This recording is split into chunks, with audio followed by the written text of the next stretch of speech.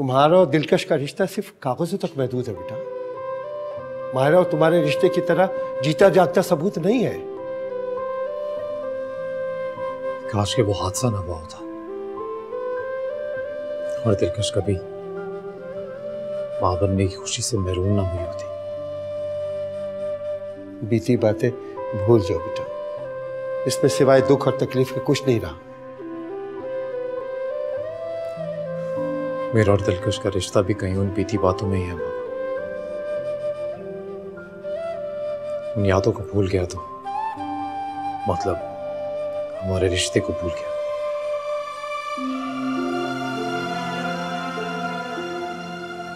उसे मुझे भूलना होगा। मेरी संगदिली, मेरा सर्द रवैया उसे बर्दाश्त करना पड़ेगा ताकि मैं उन यादों से निकल के अपनी मंजिल की तरफ लौट सके। सिर्फ और सिर्फ माहिरा का होके रहे, यही मेरी ख्वाहिश है और यही मेरी जिंदगी का मकसद। तुम गलती पर हो दिलकश।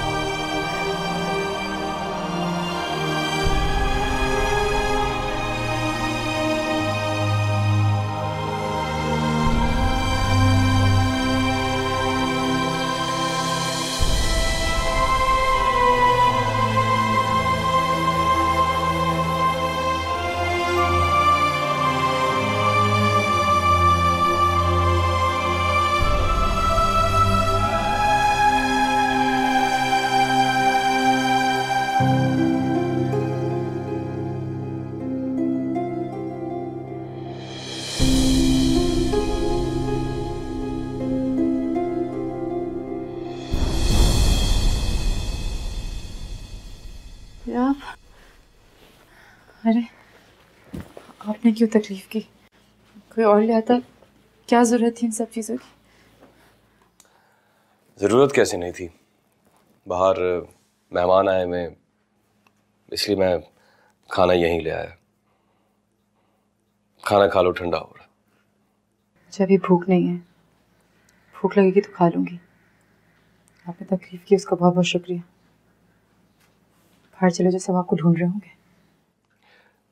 चले जाओ। अच्छा,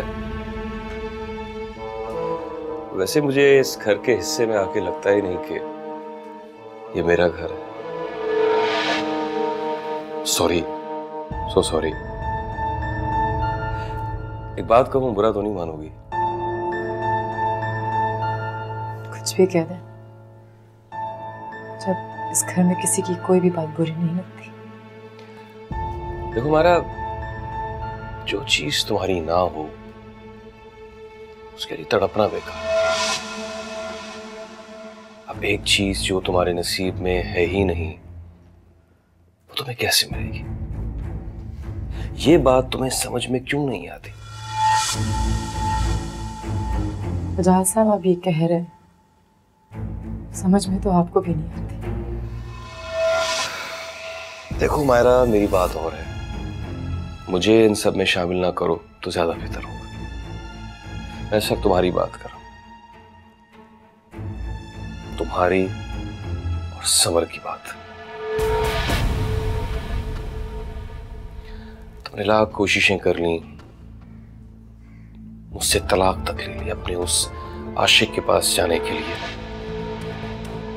लेकिन हुआ क्या? आज भी तुम वहीं खड़ी हुई हो जहां से तुमने शुरुआत की थी।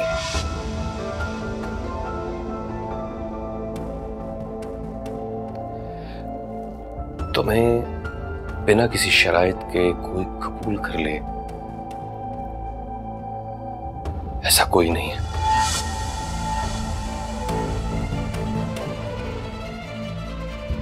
सिवाय मेरे।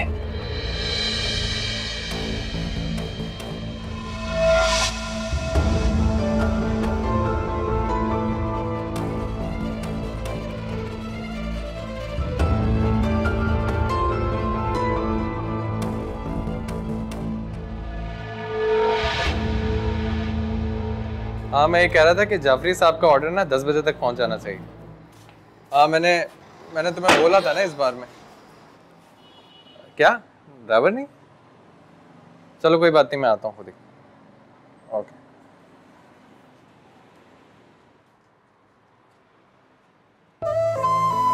ये तुम्हें क्या हुआ? अपना चेहरा जरा देखो तुम शीशे में। हंसिए मत, ये सब आपकी वजह से हुआ। ना आप इतनी जोर से दरवाजा खोलते हो, ना मेरी लिपस्टिक खराब होती। चलो ठीक है, कोई बात नहीं, अब तुम आराम से लिपस्टिक लगाओ, मैं जा रहा हूँ। अरे कहाँ जा रहे हैं? अभी तो आए ना। जाना होगा यार, बहुत जरूरी काम है। ये तो कोई बात ना हुई ना। मैं और मुन्नी सारा दिन आपका इंतजार करते हैं और आप अभी आए और अभी जा रहे हैं। अच्छा चलो ये बताओ, मैं जा तो रहा हूँ, आते हुए तुम्हारे लिए क्या लूँ? मुझे आइसक्रीम खानी। बस इतनी सी बात? मैं भी कहता हूँ साबिर को, वो लेकर आ जाएगा। आज जाफरी साहब की बेटी की शादी है, हमने आइसक्रीम भी बनवाई। मुझे आपके साथ आइसक्रीम खानी, ये बात क्यों नहीं समझ रहे आप?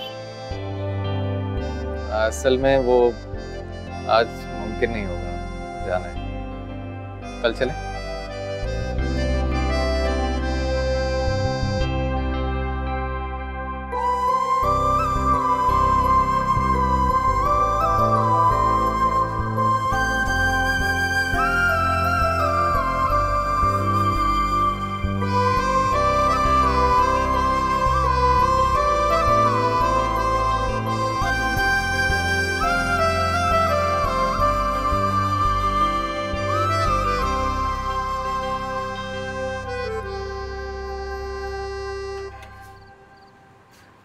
तुम अभी तक जाग रही हो दिलकश? हाँ पप्पो, वो शाम को मेरी आंख लग गई थी, अभी उठी हूँ तो मैंने सोचा मुन्नी के लिए दूध बना दूँ। उसने शाम से कुछ नहीं खाया।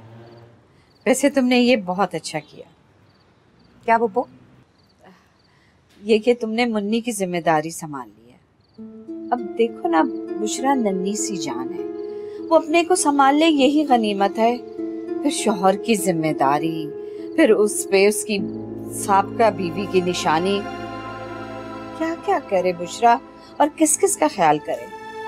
हाँ मैं समझ सकती हूँ, आप फिक्र ना करें, मैं सब संभाल लूँगी। मैं तुम्हें कह रही हूँ दिलकश कि तुम इनाम और बुशरा से ना मुन्नी को ले लो। उनका क्या है, इंशाल्लाह उनके बच्चे हो जाएंगे, लेकिन तुम्हें तो अपना जीने का सहारा मिल जाएगा ना मुन्नी की सूरत में। वो मेरी बात का गलत मतलब मत लो। नहीं, मैं आपकी बात का सही मतलब निकाल रही हूँ। मैंने पहले ही फैसला कर लिया था कि मुन्नी सिर्फ मेरी बेटी है। हाँ, मुझे पता था कि तुम बहुत समझदार हो।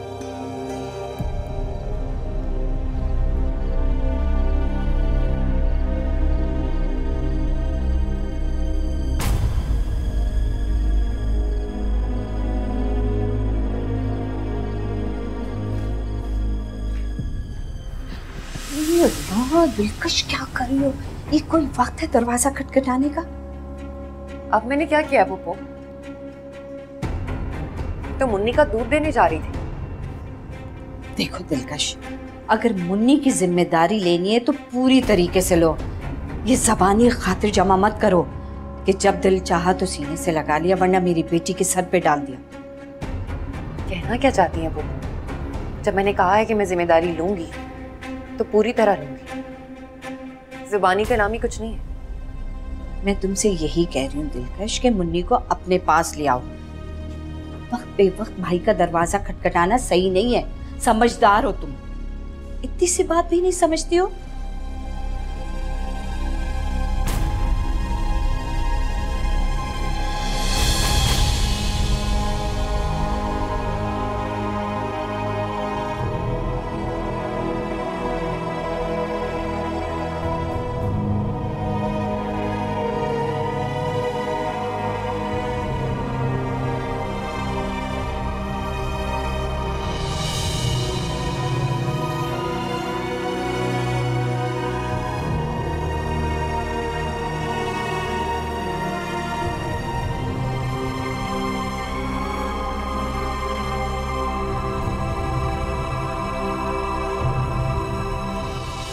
में गलत था, भूल हुई थी मुझसे।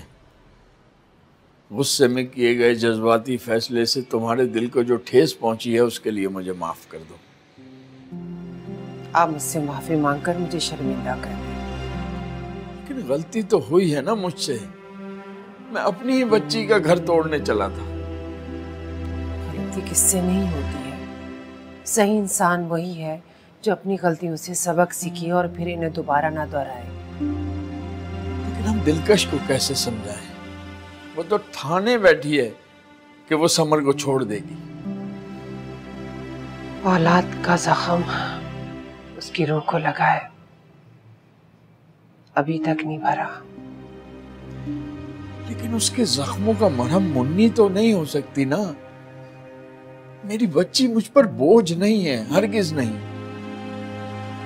लेकिन जो रास्ता उसने चुना है उस पे फकत तन्हाई और महरूमी के सिवा कुछ भी नहीं है, कुछ भी नहीं।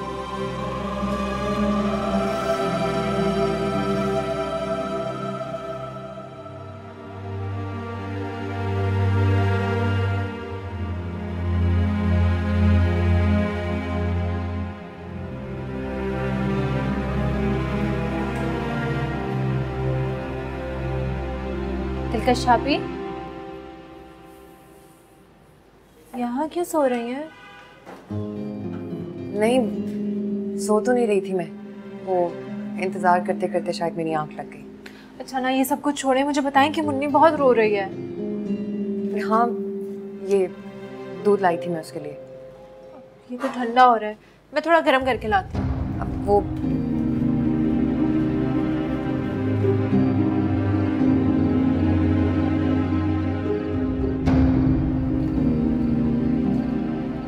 बुशरा, तुम मुन्नी की जिम्मेदारी मुझे दे दो। ये सब आपको अम्मी ने कहा है ना? बात को समझने की कोशिश करो, मुन्नी बहुत छोटी है और ये जिम्मेदारी तुम्हारे लिए मुश्किल हो जाएगी। दिलकश भाभी, आप सिर्फ मुझे ये बताएं कि ये सब अम्मी ने आपको कहा है? इससे क्या फर्क पड़ता है? फर्क पड़ता है दिलकश भाभी, क्योंकि अम्मी को लगता है कि मैं इनाम की बीवी तो जरूर हूँ, लेकिन कभी मुन्नी की माँ नहीं बन सकती। क्या आपको भी ऐसा ही लगता है? मेरे सोचने से क्या फर्क पड़ता है? सच तो यही है ना। तो क्या निकाह वाले दिन आपने मुझसे झूठ बोला था कि अल्लाह की रजा में राजी हो जाओ, यही तुम्हारी दुआओं का सिला है, यही तुम्हारा इनाम है? तो फिर सुने, मैंने इनाम को मुकम्मल तौर पर कबूल किया, उनके हाल और उनके माजी समेत, और अब यही मेरा मुस्तकबिल। और अगर यही सब कुछ करना था तो मेरी शादी अफजल से होती, कम से कम वो मेरा फैसला तो होता, और उसकी जिम्मेदारी भी फिर मेरी अपनी।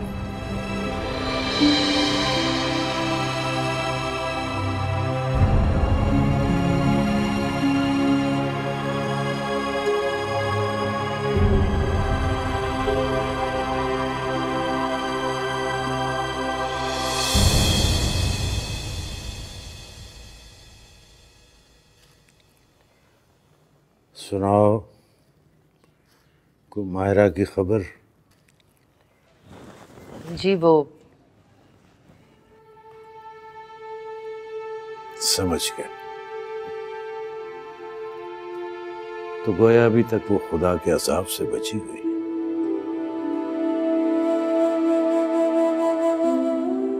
अल्लाह की रहमत से कभी मायूस नहीं हुआ, लेकिन हैरान हूं कि वो अपने जालिम बंदों को इस कदर ढील भी देता है।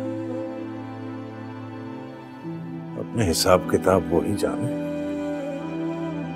मौलवी साहब, हर इंसान की जिंदगी की किताब में कोई अच्छा होता है और कोई बुरा। लेकिन जो सुलूक दिलकश के साथ माहिरा ने किया है, वो दुनिया की हर किताब में गुनाह, जुर्म और गलती है।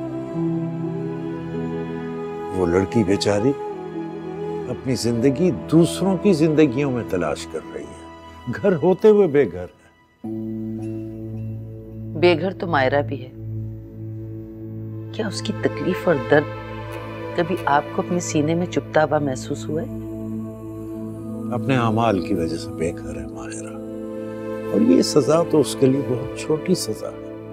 सजा और जजा देने वाले मैं और आप नहीं मौलवी साहब,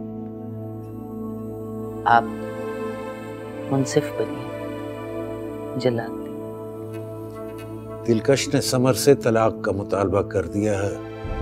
वो अब उस घर में दोबारा वापस नहीं जाएगी और ये सारा कुछ तुम्हारी बेटी की वजह से हुआ है। वो अपनी जिंदगी की खुशियां खुद अपने पैरों तले रोक रही है, सिर्फ और सिर्फ तुम्हारी बेटी की वजह से। क्यों? ये फैसला तो दिलकश का है, इसमें मायरा का क्या कसूर? ये तुम कह रही हो ना दिलकश का फैसला है, लेकिन तुम अच्छी तरह जानती हो कि ये किसका फैसला है। सोचो और समझाओ उसे बदबख्त को कि गलतियों पे गलतियां न करे, बस कर दे अब।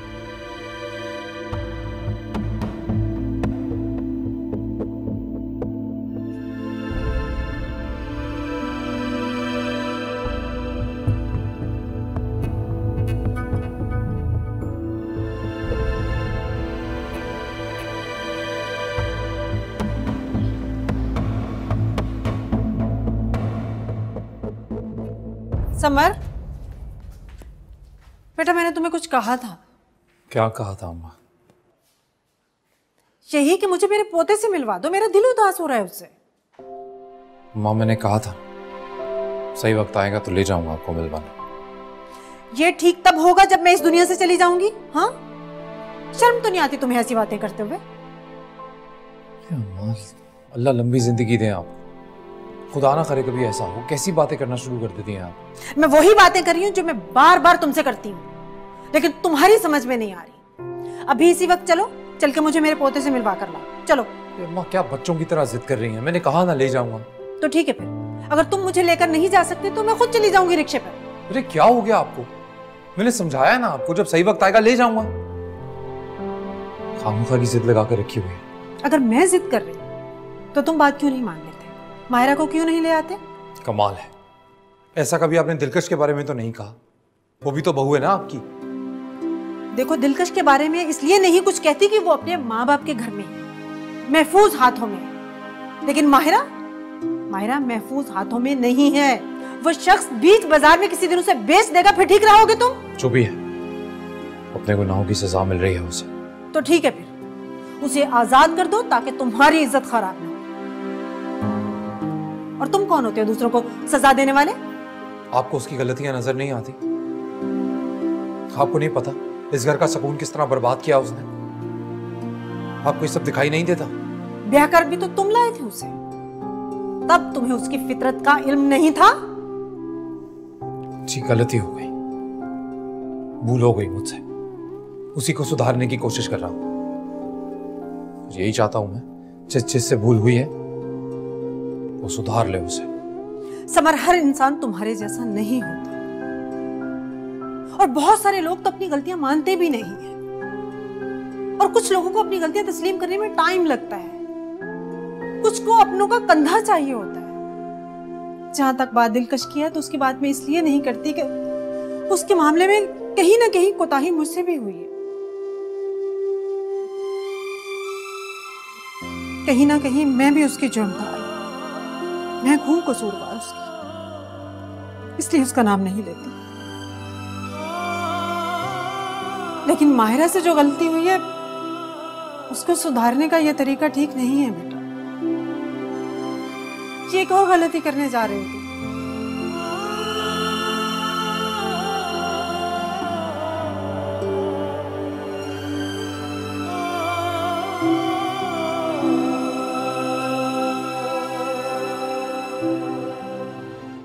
क्या हुआ? अब उनको कोई खौफ खुदा नहीं है?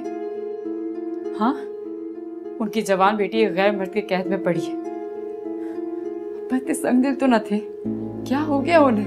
आप समझाती क्यों नहीं उन्हें? क्या समझाऊं? जब तुम्हारी हिमायत में बोलती हूँ तो वो मुझे डांट देते हैं, काटने को दौड़ते हैं। चाहते हैं कि तुम समर के पास जाओ, उसके पैर पकड़ो और उससे माफी मांग लो। देखो बेटा, समर अकेला है, बिल्कुल अकेला। दिलकश ने तो साफ इनकार कर दिया है, वो अब लौट के नहीं आएगी वहां। इसे अल्लाह की आजमाइश समझो बेटा। मैं चाहती हूँ कि अस्सलाम तो ही कर।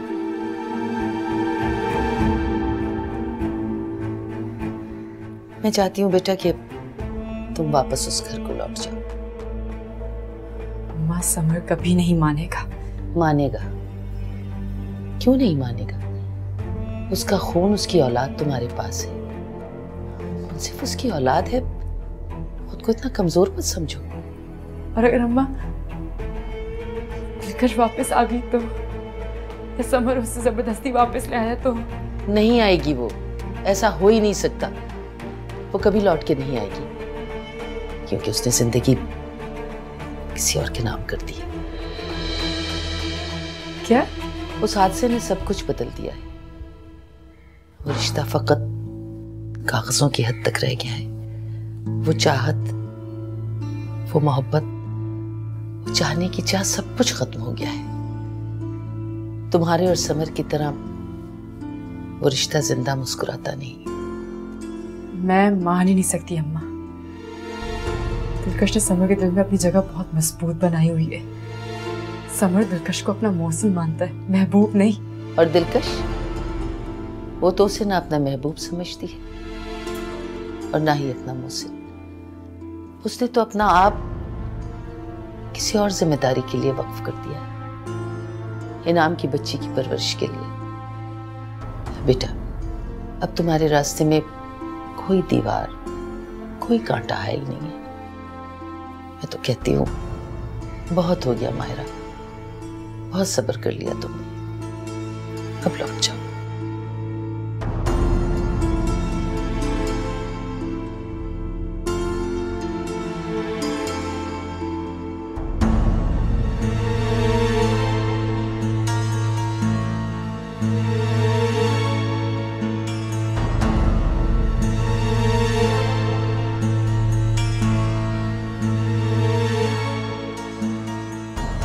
वो तो जी रोई जा रही है।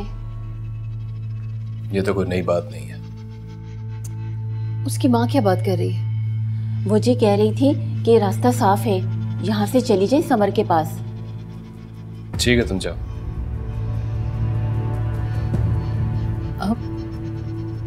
अब क्या? मैं ऐसे थोड़ी उसको यहाँ से जाने दूंगा। पास आ जाओ अपनी हरकतों से वजाहत। हम तुम्हारा रिश्ता तय कर रहे हैं और तुम उस लड़की को घर में बैठाए बैठे हो। बेटा, उससे हमारा कोई रिश्ता, कोई ताल्लुक नहीं है। खुदा के लिए जाने दो उसे। रिलैक्स अम्मी, रिलैक्स। उसे किसी ने हमारे घर में देख लिया तो हम क्या जवाब देंगे? कोई नहीं देखेगा। मैं आपसे कह रहा हूं ना, कोई नहीं देखेगा। मैं कुछ नहीं सुनना चाहती वजाहत। मुझे ये लड़की अपने घर में नहीं दिखनी चाहिए। बस कल तक तुम इसको यहाँ से चलता करो और इसके आगे मुझे कोई दूसरी बात नहीं सुननी। समझ लो अच्छी तरह, ये यहाँ से चली जाए बस। मायरा समर से तलाक लेना चाह रही है और मैं उसकी मदद जरूर करूंगा।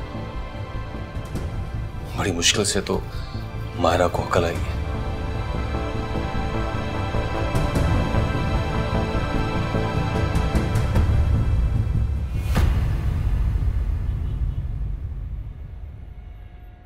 कहाँ रह गए ये लोग?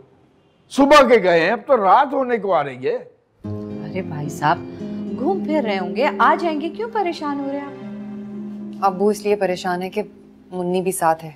मैंने तुम्हें कहा था ना दिलकश कि मुन्नी की जिम्मेदारी तुम ले लो।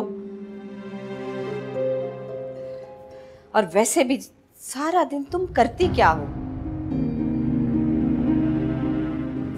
देखें भाई साहब, आप लोग बुशरा को अच्छी तरीके से नहीं जानती। मेरी औलाद है, मैं उसे अच्छी तरीके से जानती हूँ। वो बहुत लापरवाह लड़की है। अपनी चीजें रख के भूल जाती है और जब ढूंढने जाती है तो किसी और जगह से ढूंढने निकल जाती है। और फिर ये तो मुन्नी है, छोटी सी बच्ची है। ऐसी बात नहीं है, बहुत प्यार करती है वो मुन्नी से, ख्याल रखती है उसका। और फिर अम्मी भी तो है ना उसके साथ। आप लोग फिक्र ना करें, वो लोग आते ही होंगे। अरे तुम फोन करो इनाम को। उससे क्या होगा अब्बा? भाईजान को तो ये भी नहीं पता कि वो कहाँ गए हैं शॉपिंग के लिए। मैं कैसे? क्या बात है, आप लोग इतने परेशान क्यों लग रहे हैं? मैं पानी लाती हूँ आपके लिए, आप बैठिए। अरे तुम क्यों लाओगी? उसको बोलता ना बुशरा को चाय बना देगी मुझे। तुम्हें बुशरा ने बताया नहीं था? क्या नहीं बताया? अरे कुछ नहीं, बस बुशरा शॉपिंग करने गई है और भाभी भी साथ हैं उसके। हाँ, उसके लिए तो कल बुशरा ने मुझसे कहा था। तो क्या हुआ इसमें, परेशानी वाली क्या बात? मुन्नी सो गई? मुन्नी भी उसके साथ गई। हाँ तो क्या हुआ इसमें, क्या परेशानी किस बात की? परेशानी की बात तो है ना भाई, मैं कब से फोन कर रही हूँ, अब तो फोन भी बंद जा रहा है उसका। क्या? मैं ट्राई करता हूँ।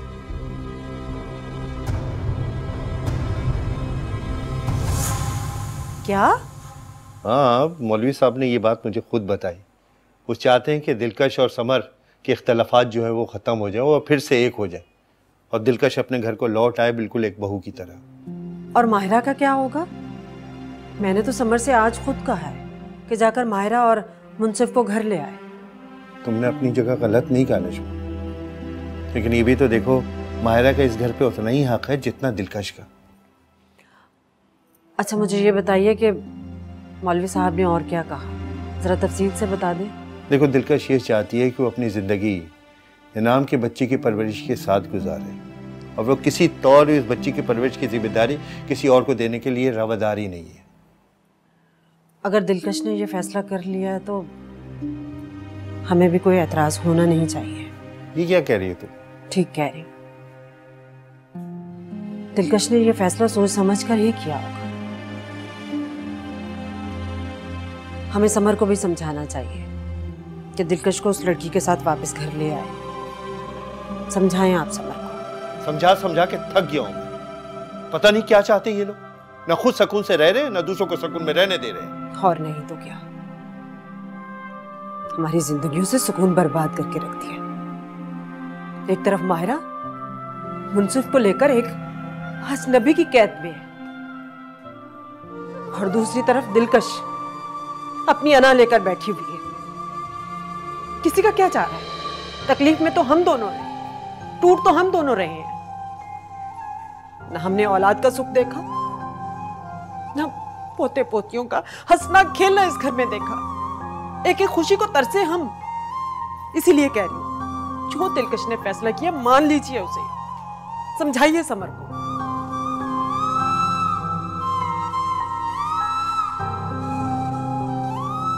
क्या मुसीबत है यार, फोन ही बन जा रहा है। तो इसमें कोई बुशरा की गलती नहीं है बेटा।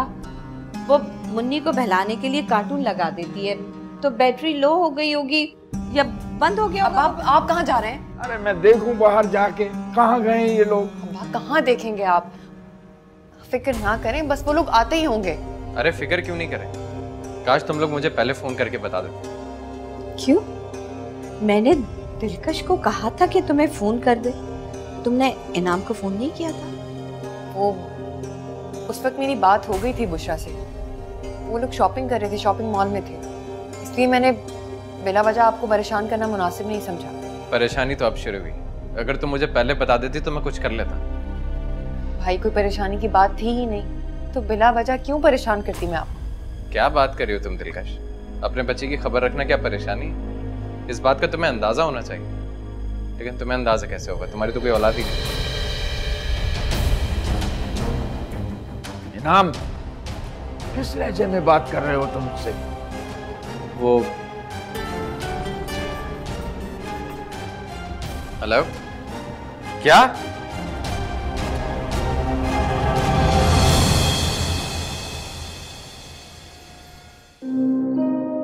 जब तुम्हारी हिमायत में बोलती हूँ तो वो मुझे डांट देते हैं, काटने को दौड़ते हैं। वो चाहते हैं कि तुम समर के पास जाओ, उसके पैर पकड़ो और उससे माफी मांग लो। देखो बेटा, समर अकेला है, बिल्कुल अकेला। दिलकश ने तो साफ इनकार कर दिया है, वो अब लौट के नहीं आएगी। क्या करूं इतना सब कुछ होने के बाद कि सब मुझे अपना ले गए। लेकिन ये ख्याल उसको भी तो आना चाहिए, क्या उसको मुझसे मोहब्बत नहीं रही? क्या मेरा गुनाह इतना बड़ा था?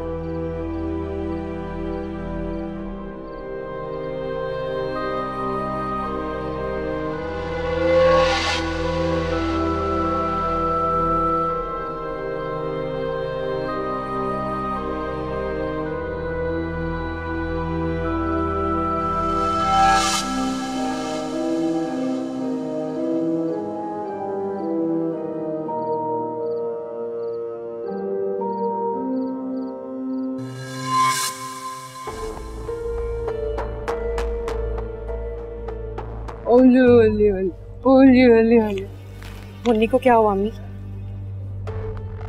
बेटा मुन्नी को कुछ भी नहीं हुआ, जिसको चोट लगी उसका पूछो। मेरी बच्ची, इतनी गहरी चोट कैसे लगी तुम्हें? कुछ नहीं हुआ अम्मी, छोटी सी चोट है, ठीक हो जाएगी। कैसे कुछ नहीं हुआ, बताओ तो सही, कैसे लगी? कुछ नहीं, मुन्नी के साथ झूला झूल रही थी, थोड़ा सा बैलेंस आउट हुआ और गिर गई। क्या? मुन्नी को तो खरोच तक नहीं आई है, देखो तो जरा। शुक्र है खुदा का। बुशरा, एक बात बताओ, क्या जरूरत थी मुन्नी को ले जाने की? दिलकश के पास छोड़ जाती ना उसको। क्या हो गया? बिल्कुल ठीक कह रही हैं पप्पू, क्या जरूरत थी तुम्हें मुन्नी को ले जाने की? देखो, इनाम भी बिल्कुल सही कह रहा है। तुम किसी की बात क्यों नहीं मानती हो बुशरा? और भाभी, आप इसे क्यों नहीं समझाती हैं? मैंने तो मना किया था, लेकिन बच्ची जिद कर रही थी तो मैं रोक नहीं सकी। देखा, तुम्हारी सास ने भी यही कह दिया। अभी ये बहुत बच्ची है, इतनी बड़ी जिम्मेदारी नहीं संभाल सकती। आपको ही समझाना चाहिए था इसको। देखो नौरी, मैं तुम्हारी इस बात से इत्तेफाक नहीं करती। कल आपको बुशरा के भी बच्चे होंगे, क्या तुम पालोगी? ठीक है, वो अभी छोटी है। आप लोग मेरी बात का बुरा मत मानिएगा, बास बच्चों में असरात होते हैं, हो ना हो मुन्नी भी। वो मैं तो अपने तजर्बे की बिना पे कह रही हूँ, क्योंकि देखें, पहले भी एक हादसा हो चुका है और अब ये दूसरा हादसा।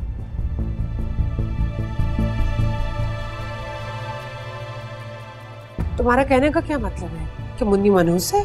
अल्लाह ना करे, मैंने तो ये अल्फाज अपनी जबान पे भी नहीं लाई थी, आप ही कह रही हैं। पता नहीं इस घराने में कौन मनहूस है। चुप हो जाए।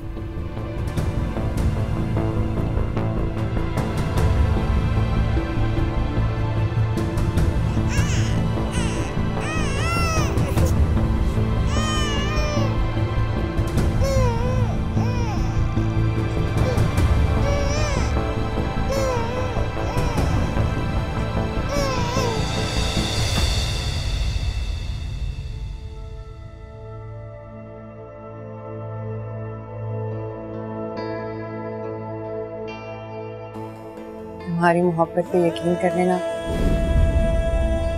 मेरे ख्वाबों की ताबीर है समझ।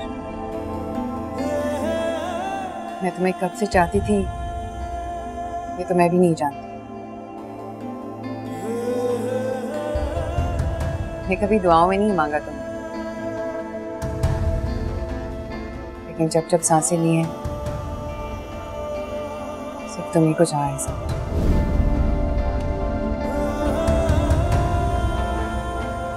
बात याद रखना कि मैं हर रिश्ते से नफरत करती हूँ, इसका तुम पे जरा सा भी हक है, क्योंकि तुम पे सिर्फ मेरा हक है, सिर्फ मेरा।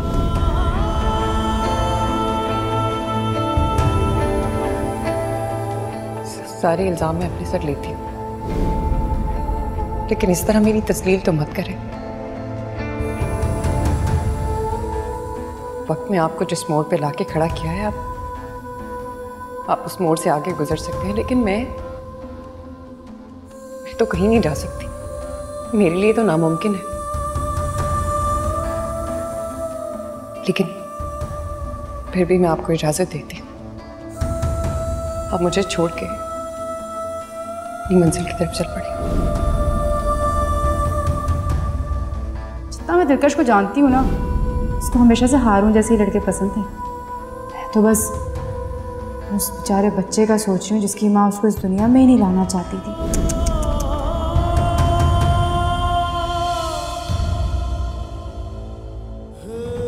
मैं नहीं जानता तेरे दिल में मेरे लिए क्या है, और तो मेरे बारे में क्या सोचता है, लेकिन दिलकश तुझसे बेवफाई करने का सोच भी नहीं सकती। ये ख्याल अपने दिल से निकाल दे और बिला वजह के वसवसे ना पाए, वरना पछताएगा। दिलकश को औलाद ना हो, ऐसा दिलकश नहीं मायरा चाहती थी। मायरा चाहती ही थी कि दिलकश और उसका बराबरी का मुकाबला हो। समर मायरा ने ही दिलकश को सह दिया। आप तलाक दे और ऐसा मैं चाहती आपका ये आखिरी तोहफा बखुशी कबूल करो। अपने मुझसे को तो मैं तुमसे लेकर ही रहूंगी, चाहे उसके लिए कुछ भी करना पड़े मुझे। मैं करूँ अपने बच्चे मैं तुमसे लेके